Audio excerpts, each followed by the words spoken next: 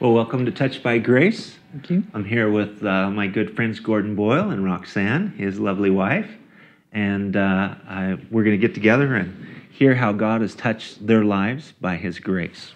And so I'm going to start out with just a little bit of background. Start with you, Roxanne, and your story of growing up in California. And I know, just to kind of start things, you went through a broken family experience, but also you came to know the Lord at an early age, like age 16 or something like that. Is that right? Tell me about that. I did. Well, my father was an alcoholic, and that kind of broke up the divorce broke up the marriage of my parents. I was 8 years old. My mother remarried. We went to California, but I would come and visit my father in the summertime. Well, the last summer I was there, my stepmother just said, "I don't want you coming back again." And I was very, I was a big rascal. And so she said, "I don't want to see you again." But God intervened in their lives. Mm-hmm. And so the following summer, they asked me to come back. And so they had become Christians. My father was no longer an alcoholic. And so I wanted to go to a dance. And they bribed me, "Go to this Bible study first, and then you can go to the dance later." And so I thought, well, I'll do that. But at that Bible study, people I didn't know, because I was in California, nobody really knew me. And as the woman leading it ended in prayer, she said, "There's someone here," and she just started praying and speaking things that nobody knew about me. It had to be God, and He was just saying He knows all about me, and yet He loves me. And I just started sobbing. I couldn't stop. I was so touched by the love of the Lord, and it was a radical change in my life, because I was a rascal. You were a rascal. Mm-hmm. And so that didn't stop necessarily you being a rascal in that relationship with your stepmom and the struggles that were there, because things kind of continued after that, or? Well, actually, they really improved. Okay. Yes.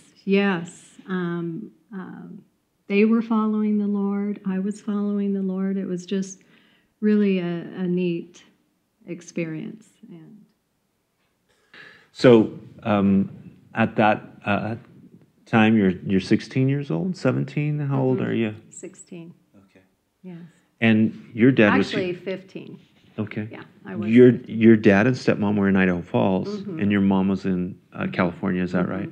Okay. Yes. And Gordon, when your background, because you have a real heritage here with the Boyle family, and started with your grandfather. Tell us a little bit about that, and bringing us up to you growing up and working on your dad's ranch. And yeah, my family's been here in Idaho Falls since about 1880, and so do have a heritage here, a long-standing heritage, and they were in real estate and farms and ranches, and so as I grew up, instead of living on the ranch, we lived here in town, and then got to grow up with the normal high school, normal neighborhood kind of thing. But then we would work on the ranch in the summers and such. And my folks did kind of expose us at a young age to what maybe you'd call the mainline denomination as far as church went. But other than that, my folks were ski instructors, and so I was a ski hill brat, and then every weekend. Every weekend. And Mom and Dad taught skiing for like 30 years at Kelly's Canyon and Pine Basin and some of the areas here. And then in the summer, Mom when we were young, taught swimming.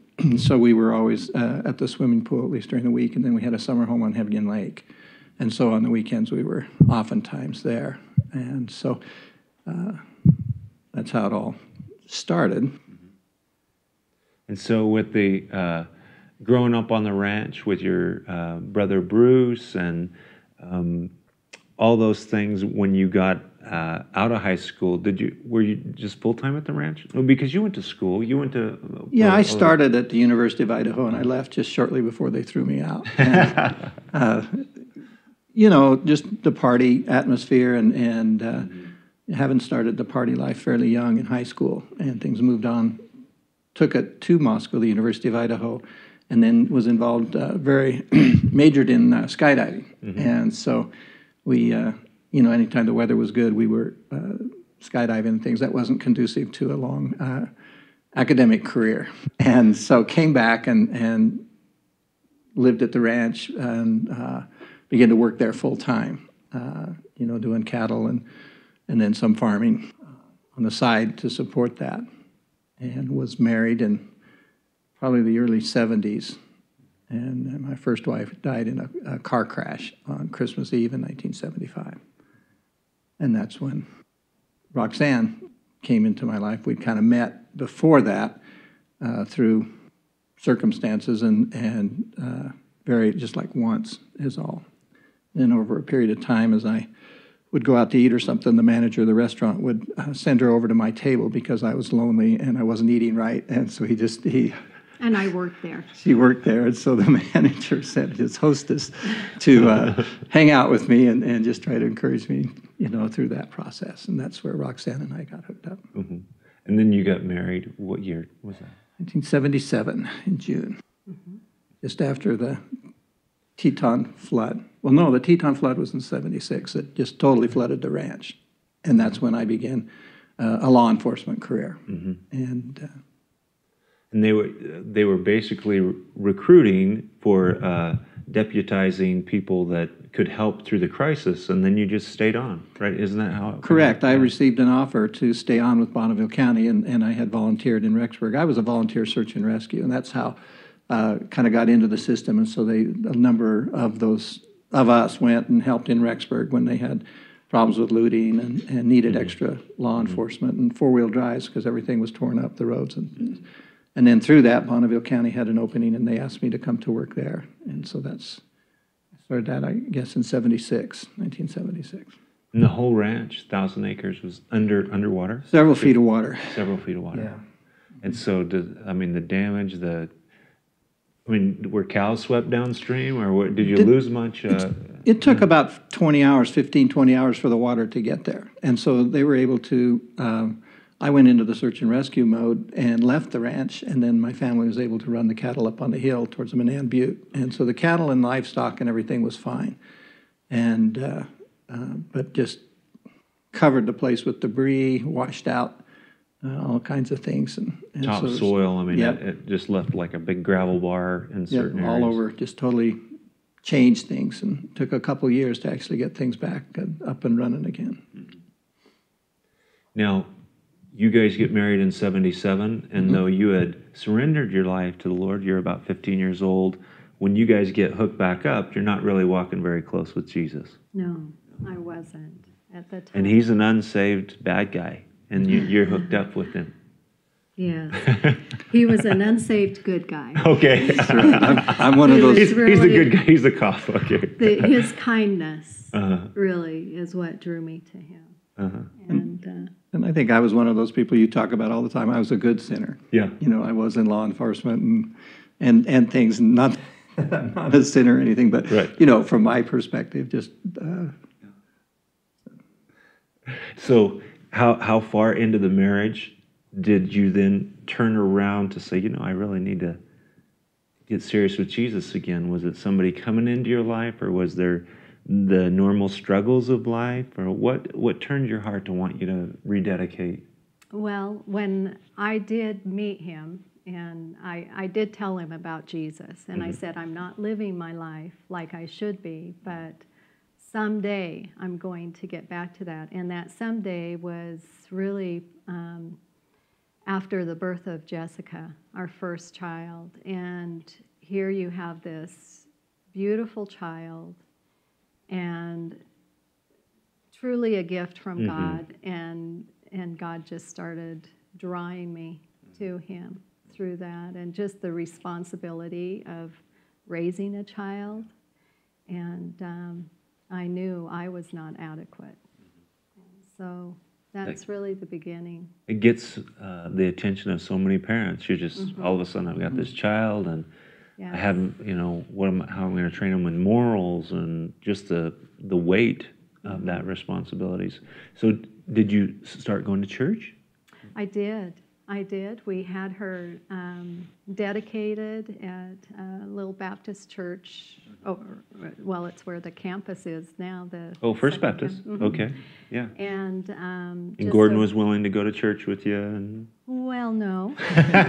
He was for that. For the dedication, but not consistently. Yeah. He, but it was very special. All of his family and a lot of my family were there for her dedication, but it was usually just me and the kids that would be attending church.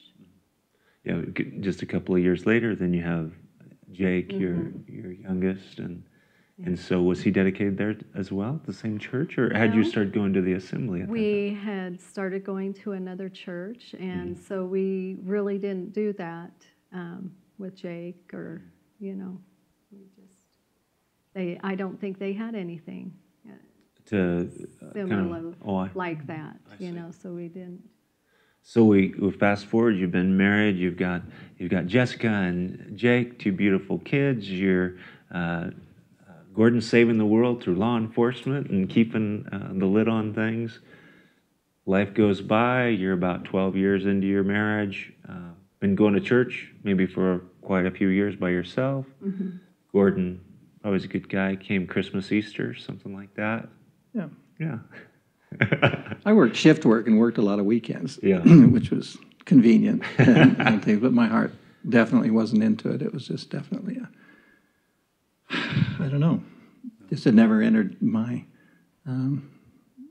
schedule, or so to speak, or a desire. Or a priority. And all of that, as we know now, is pride and kind of being self-centered and those kinds of things. And so was glad that that's what she was doing, kind of thing. But there was contention in our marriage over the difference, and her wanting to raise the kids in the things of the Lord, and me not. That old saying where people, well, let's just wait for it till they're 18 and then they can choose what they want to do. And that was, one of my sayings and things. So it was, the longer we went, there was more and more of a contention, and the more contention, probably the more pride, and the more I'd kind of bow my neck and resist the Holy Spirit than the things that He wanted to do. And through those tensions, Roxanne, you shared, what conclusion were you coming to? Divorce. Yeah. So I was being deceived greatly by the enemy. With that whisper, you really should be married to a Christian, and it was through a Bible study that I learned that God hates divorce. And it was actually on that day I learned that, I was thinking right after that Bible study I was going to go and contact the lawyer and just start going through the proceedings, because I really had no love for Gordon. My heart had grown cold, and sometimes you just get tired and weary. And so, but when I heard that, the lady at the Bible study, she was giving a lecture, and she gave the reference to where that was, and in my mind it brought me back, because I was thinking of the lawyer, who I was going to go see afterwards, and it brought me back to the Bible study. And so she repeated it again, Malachi 2:16, because I'm thinking, oh sure, where does that say that in the Bible, And so I wrote it down, and I went home, and I just sat at my kitchen table and cried, because I wanted out. And God just ministered. I was like, well, why do you hate divorce? And he just ministered to my heart because it hurts so many people. It just hurts. And think of your situation with your parents. And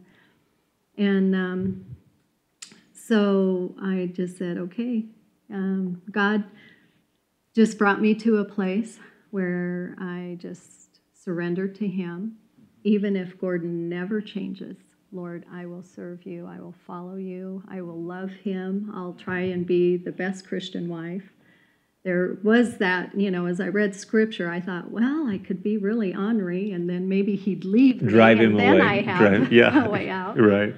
But I knew that wasn't God's way, and his way is of grace, love, and mercy, and all of that. So from the point of that decision, that surrender, what transpired in the coming weeks and months? Because it wasn't, much longer after that till Gordon finally came to the Lord. Is that right? Or what? How long was it, Roxanne? It was years. Was it? Okay. Yeah. It wasn't an instant thing, but what was transformed, I thought Gordon needed to do all the changing. And but God just showed me. He started just working in my life, and it was where just this amazing relationship between me and God, and he just started showing me areas that I could change, that I could be, just ways I could be the best wife I could be in him. And not because of Gordon. It didn't depend on Gordon or his reaction, or I was doing it as unto the Lord. And so a lot of prayer. God's word was just, I hung on to every word. And so all of those passages on marriage just became my life link. And I just, okay, God, I can't do this, but you in me can do this. Did you see a change in her, in your interaction with each other? Some of the tensions subsided, or what happened, Gordon? Or Well, I think there was kind of a subtle shift. There was no more striving, between the two of us. And when she changed, what husband wouldn't like that kind of attitude? She tried to be the best wife. I'm just like, whoa, this is cool. But through that process of me coming to Christ, that was probably one of the trip points, if you will, because seeing that the joy of the Lord in her, it was easy to see that she had something I didn't have, because that brought her peace. And I still, not really being a Christian and trying to do everything under my own strength, and pressure at work, pressure different ways just to be a good person and all that, and it wears you out. And so it's not hard to kind of respond to that and pay attention. At the same time, going to church with her from time to time, and then listening to those guys on the radio all the time that were yelling at me.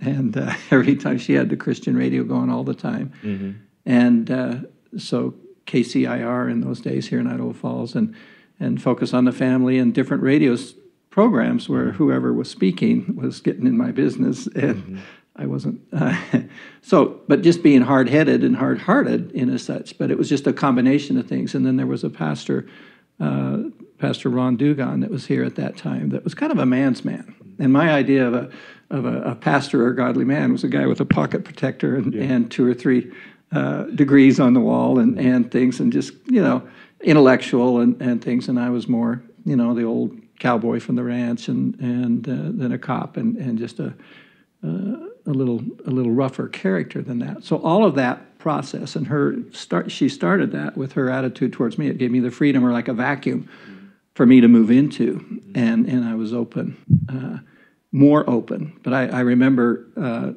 when I don't remember what year, but probably in the mid-'80s, I did accept Christ and asked him to come into my heart, and it was in our own house, and I was by myself, and I was so proud I wouldn't even share that with her. I think it was probably, I don't know, months. About 6 months later, I he think. finally Well, let the cat out of the bag. I said, Gordon, something has changed. have you asked Jesus into your life or something? And I'm like, I mean, I was so had such a hard time. prideful that I didn't even want to, I didn't barely could admit it even that happened. But Yeah. then I was in church after that. I don't know how the dates and times don't flow together, but I just remember not even paying attention to the teaching or the pastor, but just in my own heart saying, you know what? I don't care what anybody thinks. I don't care what the other cops think. I don't care what anybody thinks. I'm going to do this Christian thing. This is real. This is something that I want in my life. And so, I can't say that there was a certain, there were no lights and bells and whistles for my experience of coming to Christ. It was more gradual than some people experience. But there was a definite commitment on my part there. And so I don't know if that was the exact turning point. And then all of a sudden I was involved with that church and being asked to help and be a part of things. And as the gift that God has given each one of us, whether we're Christians or not, those gifts are being stirred up by pastors and stirred up, and eventually by you as you asked me to come and help and things. So we move ahead, and you're saved, and the years go by, and through sets of circumstances, your family starts coming to our fellowship, Calvary Chapel, when we were over on West Broadway. And I'd ask you, to be an elder for a while, and we do 3-year terms. And in those early years of our struggle with the church and the workload and everything, I just really felt like the Lord had a calling on your life to come and help me, help the church, help in that. And that was not only first, a very difficult thing for me to even verbalize. I'd never ask anybody that specifically because I knew it would. I mean, you're with the sheriff's department for 22 or 23 years, and retirement's around the corner, and all of those things. And yet, asking you that, and you him-hawing around and dragging your feet, you're the outback cop. You've got the perfect job for being able to ride motorcycles or the boat or the snowmobiles, everything, which was really such a neat job. But then we zero in on a time of a real difficulty, a real tragedy in your family. So the year is 1999. And it's summertime, it's June, it's a Wednesday. And tell me about that day, Roxanne. What was planned when there was, in the joy of the morning, I know that you and Jake had a plan. Mm-hmm. We did. Gordon was going to be working that night.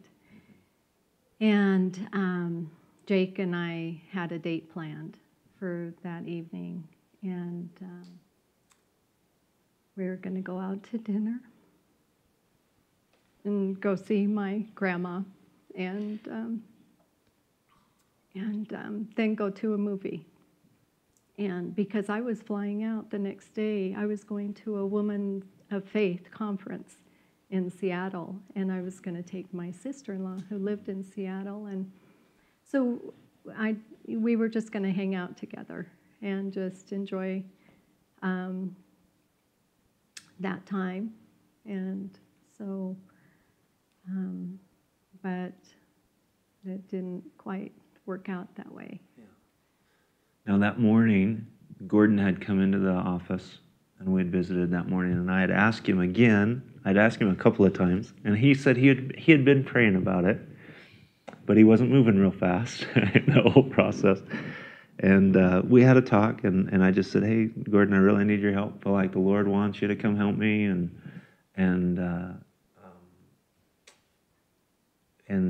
Gordon shared with me. He said, people that go into the ministry, I've noticed that they kind of go through the fire and haven't really been through the fire like that.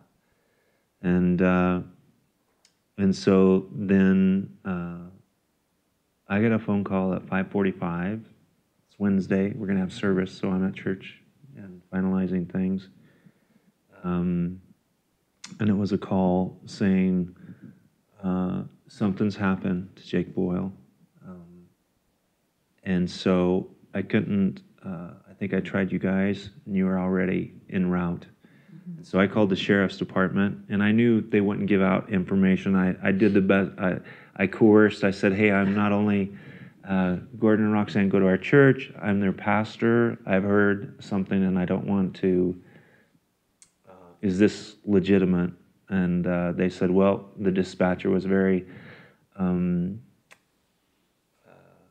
tactful and said, well, Pastor Brown, all I can tell you is that Gordon and Roxanne probably need some support right now, and they're going to Ryrie Dam. So, Gordon, tell me the story. You guys had scoped out a place to swim there. Start there and just kind of tell me what happened. Well, there's some kind of rock cliffs around the Ryrie Reservoir, and our family grew up swimming and different things, and I was part of the dive team, the leader, the trainer for that, and so we did a lot of training exercise. So I knew a lot about the water and the areas there, and so we'd even taken our kids as they grew up, and I'd showed them, hey, you can dive off these rocks, safely. There's nothing underneath them, and things. And so anyway, Jake had been there that day with some friends, and they were diving off those rocks. But being 17, a dad saying, well, you never go up to the top. You just stay at this level, 15, 20 feet is fine. And so anyway, he had gone to the top and tried to do a 1.5 off of probably about 70 feet or maybe more. And the way the cliff sloped, you had to really project out in addition to doing whatever else you were going to do. And so he accomplished that, but he over-rotated, we think, and did probably like a belly flop from that height. And he went in the water, came back up, and hollered for help.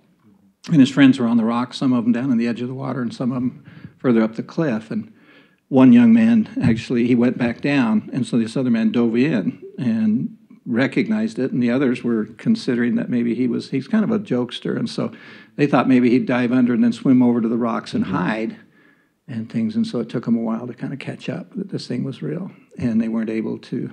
So one of the little girls climbed up, this was before cell phones and things, and went and found a phone at the headquarters of the dam and called the sheriff's office and us simultaneously. In fact, we were on the phone with her, and I remember getting a call after we talked to her. Roxy and I had just dropped to our knees and prayed right that instant, right literally with the phone still just hanging there, and just said, not our will, but your will be done. And Lord, whatever, we know you're going to get us through this. And after that, it was a 90-mile-an-hour drive in the police car up to Ryrie Dam with Roxy, leaving fingerprints in the handle grip. I just put it on the center line, and we went. As a diver, I had my gear with me.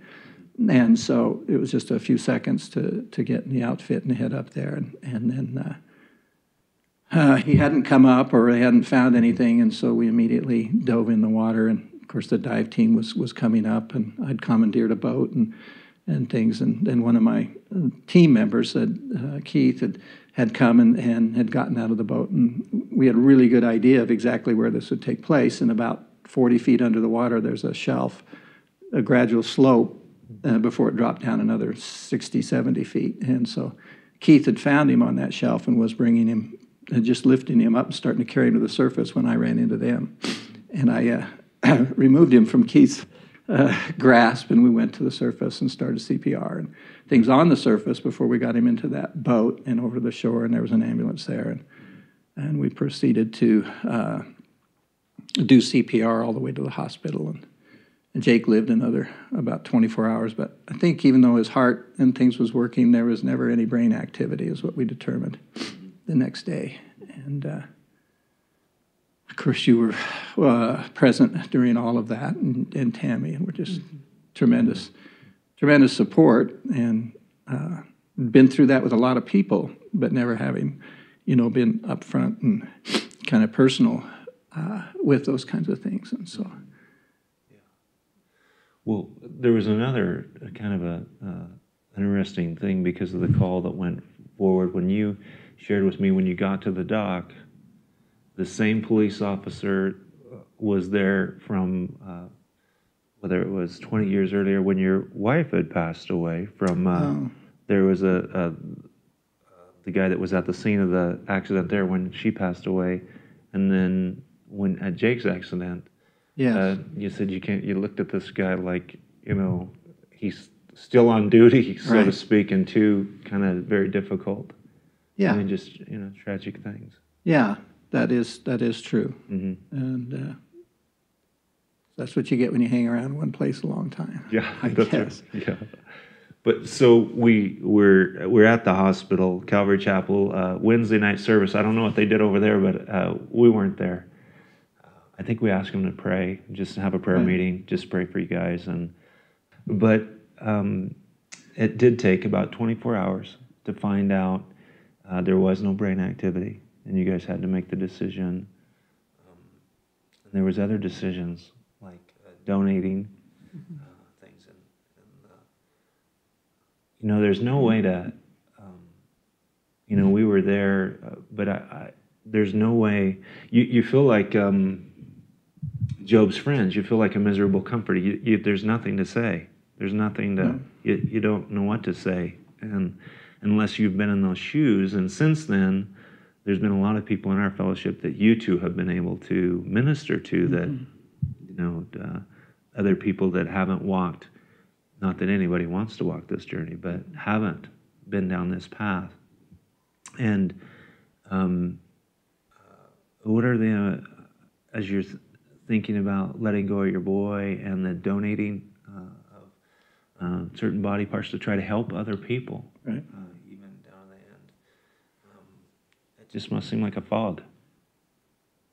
It was, and that was the hardest point for me because, in fact, Gordon went home to do something, and I was in the hospital room with Jake, and a man comes in, and he just starts typing and asking me all these questions, and then he says, "And will you donate his organs?" And I'm like, "What are you talking about?"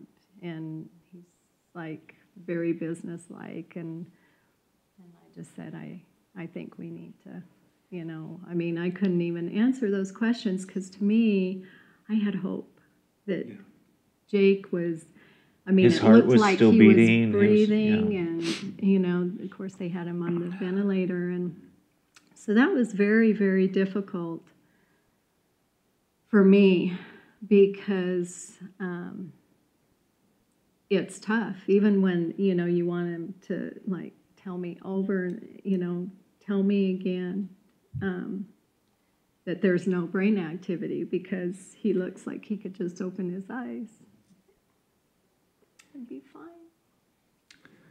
And so, but anyway, you and Tammy came, we met, we were out in a motor home and prayed about it, and Gordon kind of, he just had to lead in that decision, and which he did a great job of doing. I was very thankful for Gordon because I couldn't have done that.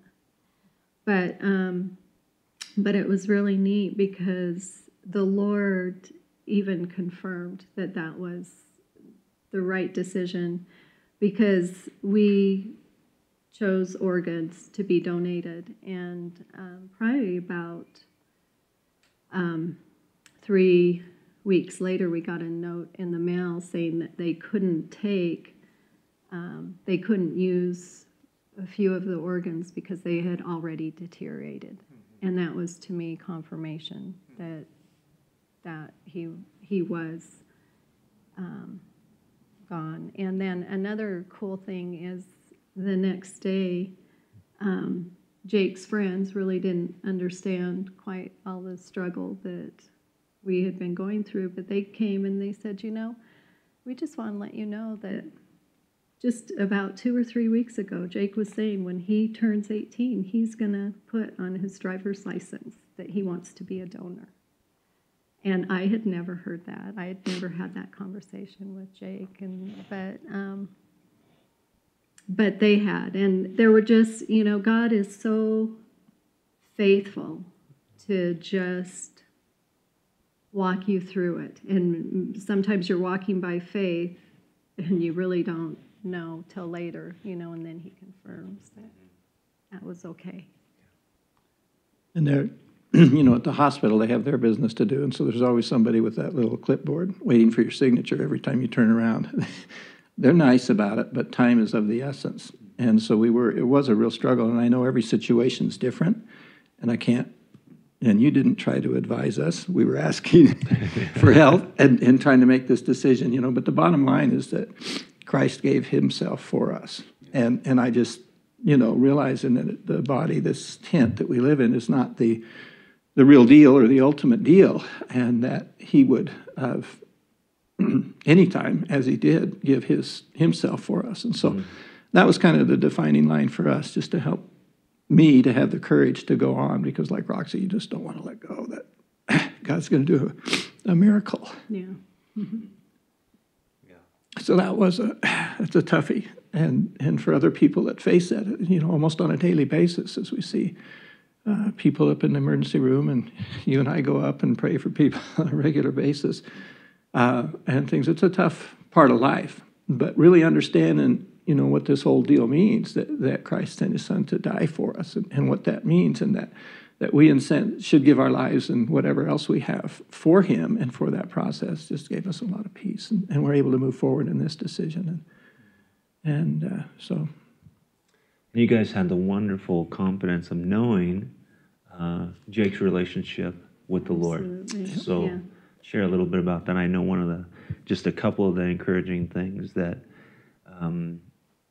he was working for a guy that said at his cubicle he had etched in, which if he hadn't went through this, I guess he could have been reprimanded for it, but with his pocket knife, Jesus saves, in his little cubicle. And then you found a letter, Roxanne, from when he was 13, and it spoke about him going to heaven.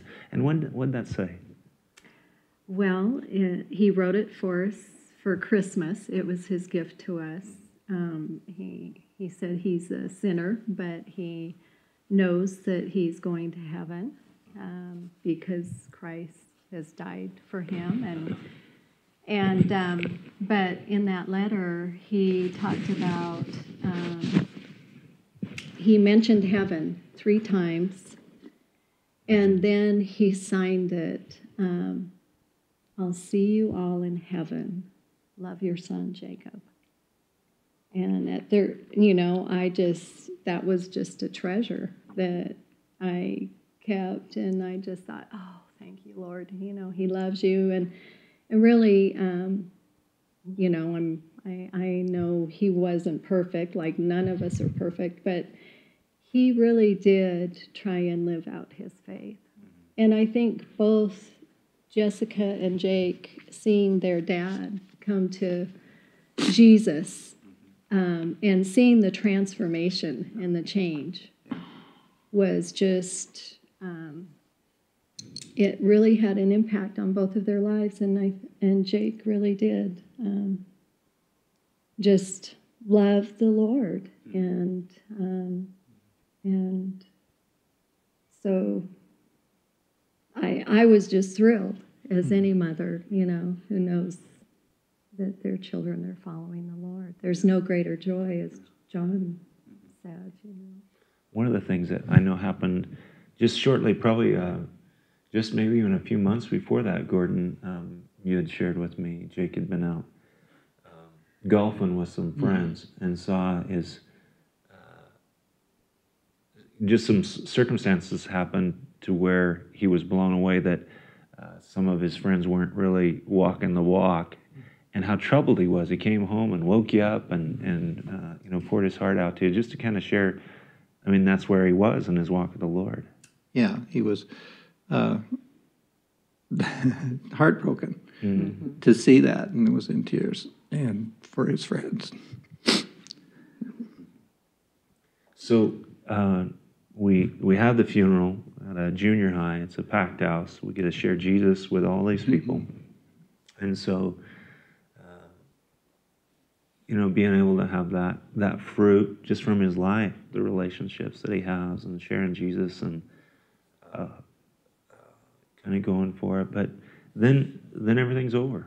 And you're in the backwash of the grief, the loss. And, I don't know either one of these things, so just there's a healing that takes place in grief. but it seems to be different when it's your kids. You've lost your mom, and we're with her a lot, and there's a grief from your mom being gone or your dad, but explain what it feels like to those. It just seems like with kids, it's never very far from the surface. Right.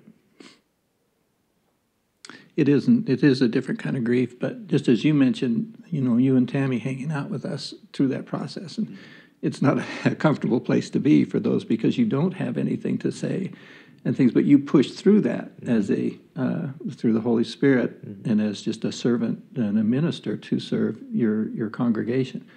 But now we are able to do that as well because we've been through it. And so even though we don't have any words any more than you did or anything, so that's one of the, just being touched by God's grace. So here now we have an ability to push through that and not afraid of being with people that are going through this and being able to actually use that experience and the grief that we've been through, knowing that the Lord will do a number of different things from bringing hope, bringing those special little mementos in the weeks and months later to show His grace, that He's continuing to touch us by His grace. And then we have that ability, and then people, just a living testimony. Now people are able to look at us. They're into this deal a few hours, and we're into it a few years, and they're able to see that, we have survived in our marriage. God has been able to use that to minister to others in a way that, unless you've been through it, there's no other way to gain that experience and knowledge. And it's just such a testimony to God's grace to take something that's that big of a tragedy in life and turn it around and begin to work it together for good. And the grieving is now almost an outpouring of love that we still have, but mixed with God's grace, it now becomes a very positive. We see God work through that, and we don't ever want to waste anything that God's done, but when we turn things like that and pull God into the situation and invite Jesus to be a part of it, then His grace, it's just like He pours buckets of grace on it, and it's just not only on us, but now that's beginning to spill over onto other people, and to give us the confidence in who He is and the confidence to be able to go up and put your arm around somebody, or you don't even know them, but you have this common bond, and you're able to, because a lot of people are really just uncomfortable being around people that have gone through something. You don't have anything to offer, you don't know what to do. But so anyway, that's just one of the many ways that we've seen God's grace poured out on us, and not only our marriage. Our daughter, Jessica, she had to go through some things. It took her a year or more before she was able to come to grips with this, and wanting to be strong for her parents and not, go through things. So God has touched her with His grace, and now she's able to also move in where the opportunity presents itself, and just knowing what that's like to lose a brother, a sibling. So God's grace is really unlimited, but it's where it shows the strongest when there is some kind of what we would consider to be a tragedy in human terms and material terms, and the superficial turns into the supernatural, so to speak, and that's this is all about. And Paul said that the comfort with which we have been comforted, we're able to comfort others. And so I think that's the depth, and only through that, going through that dark valley, do you have the resources through the Holy Spirit to minister to other people.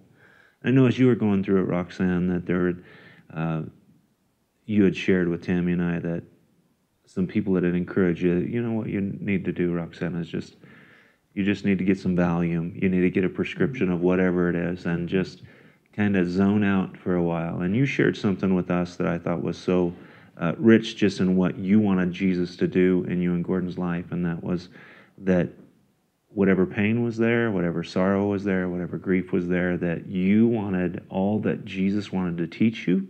You wanted to taste it all and not be kind of numbed or on autopilot. Not that that's, everybody's got a different story, but I know this is your story. So what's your thinking process in that, and what did the Lord do through it?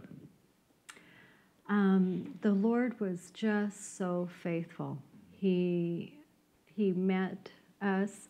One thing I'd like to share is the counsel you gave us, Gordon was ready to go back to work. And after a week or two, I think you men have your little compartments, and you can, but women just don't operate that way. And then he was going to be working the night shift. Jessica had gone back to Colorado, and I was going to be in that house by myself. And just the thought, I couldn't bear it. And I was so thankful that you counseled us. You said, well, in the Old Testament, they took a month and grieved. And that was the best thing we could have done as a couple to, and maybe Gordon didn't need it, but I needed that.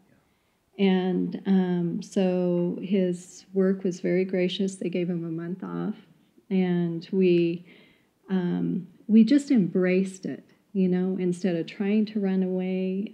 We talked about it. Men and women are very different in grieving, you know, but just accepting that and just trying to be there and try and understand. But God, I just remember during that month we went on a trip, and it was almost exactly a month, and we were coming back, and it was like we're, you know, in Salt Lake, almost home and almost to the empty room, the, you know, empty home.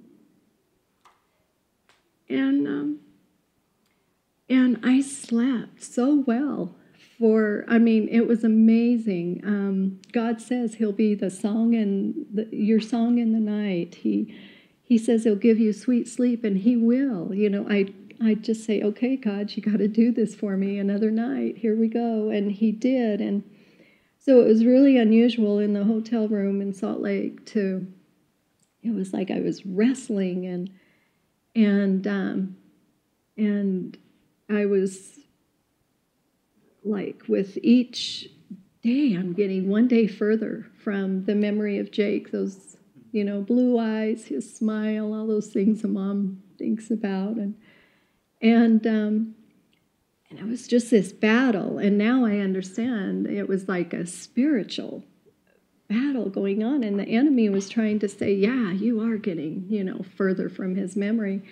And just as the sun was coming up in the motel room and dawn was breaking, it was like God just broke through to me, and he said, no, Roxanne, that's the furthest thing from the truth. With every 24-hour day, you're getting one day closer to seeing Jake.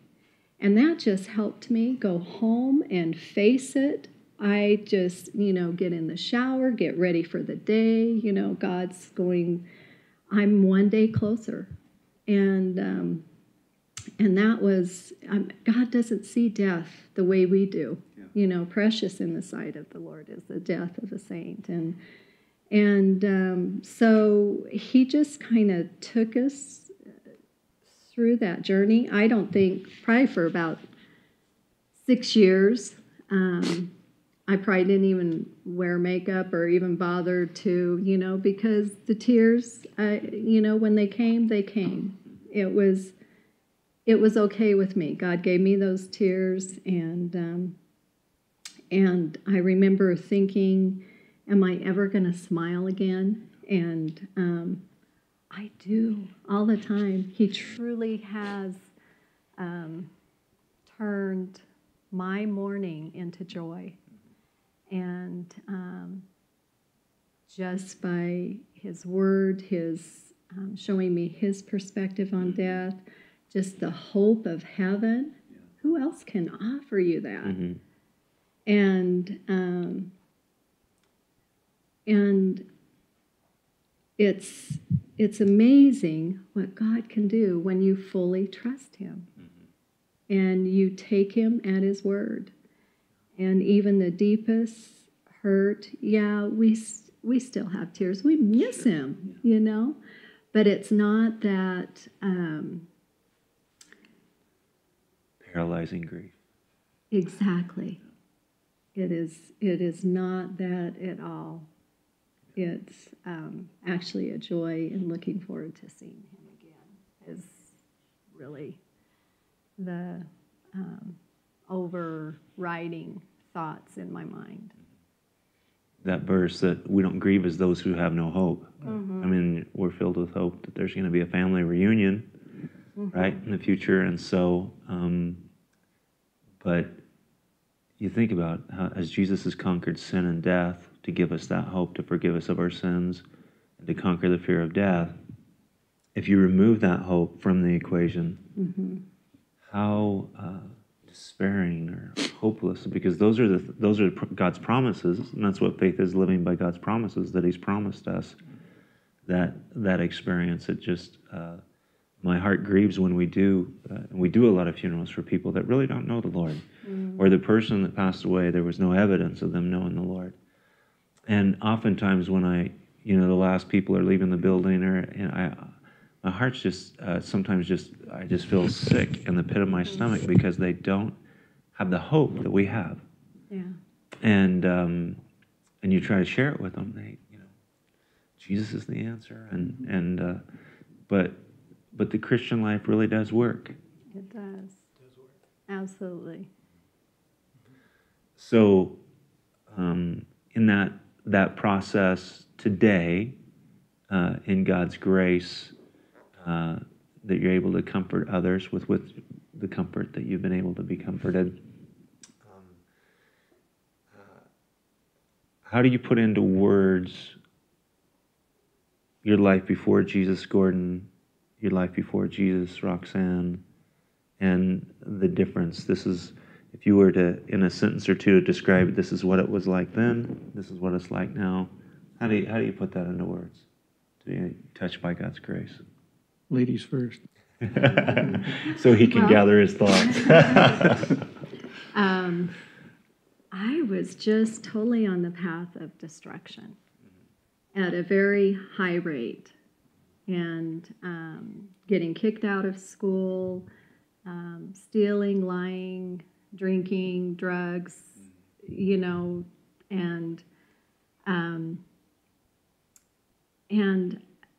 I know without the Lord, I'd be divorced, I'd be bitter, I'd probably be an alcoholic. I'd be in despair. And with the Lord, it's such a contrast. It's just like life and death. Jesus has given me that abundant life, and it is awesome. It's the joy, the peace, just, I don't know, being loved. You can't even put it in words. That feels really indescribable, doesn't it? Yeah. It really is. I mean, that seems cliche, but I mean, it's so true. Like if you try to wrap just describe it verbally, it's just, well, you just got to taste and see that. You got to experience it yourself. Yeah. Gordon? Well, maybe not having the same kind of background. I had some bad habits, but I haven't been as bold as you and shared all of them with the church yet. So occasionally people will come in and they knew me in the past, and I'm like, see, yours is all out on the table. And I'm like, oh, no, they'll tell somebody. But the things that were probably more evident were things like a temper, things like, and I'm still working on this one, there's a huge dose of pride in all of us probably, but I had an extra dose and still, struggle with that.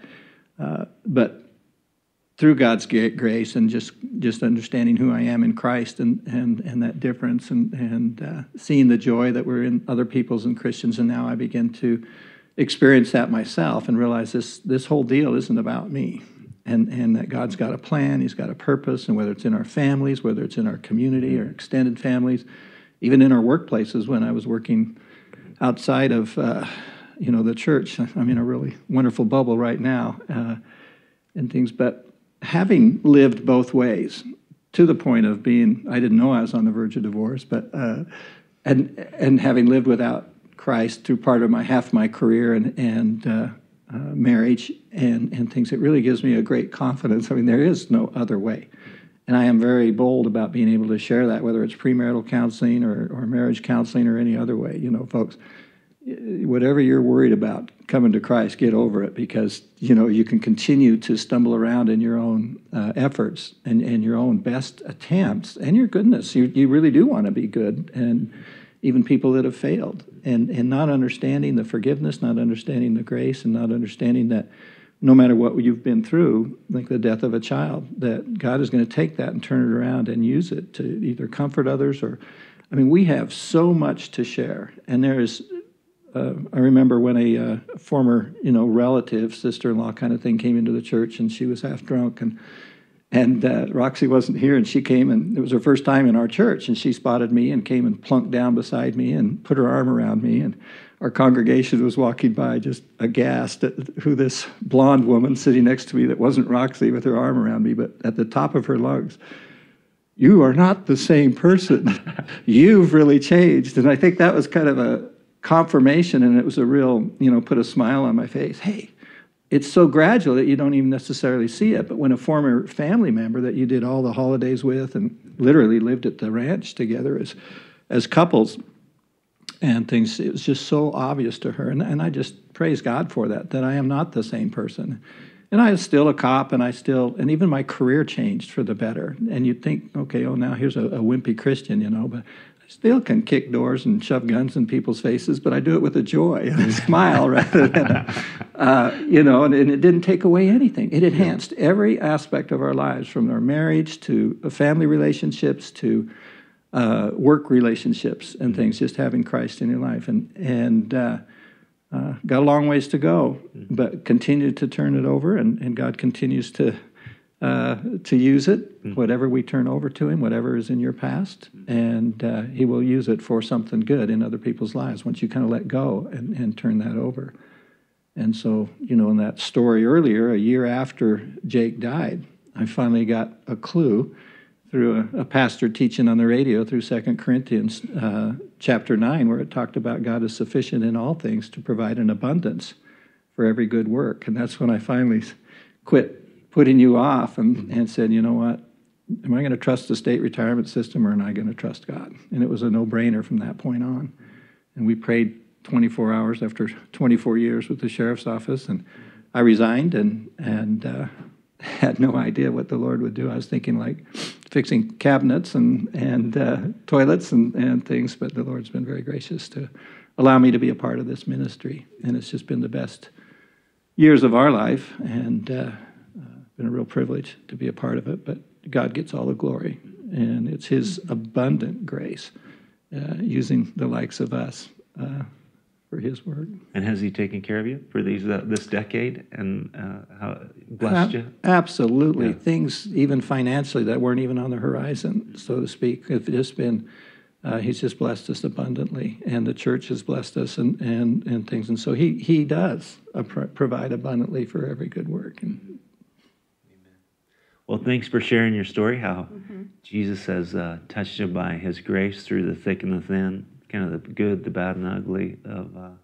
life, and you're victorious through faith. It's just trusting Jesus. Well, thank you, yes, Pastor Rick, for your ministry and your understanding and your leadership. It's just been, I keep telling people that they totally underestimate the influence that you have by just following the Bible verse by verse, from being in the administration and leadership and teaching. And we take it for granted here in this ministry until you go outside the ministry and see what other people are doing. So we want to thank you for staying close to the Word and being our leader and encourager. So it's been awesome.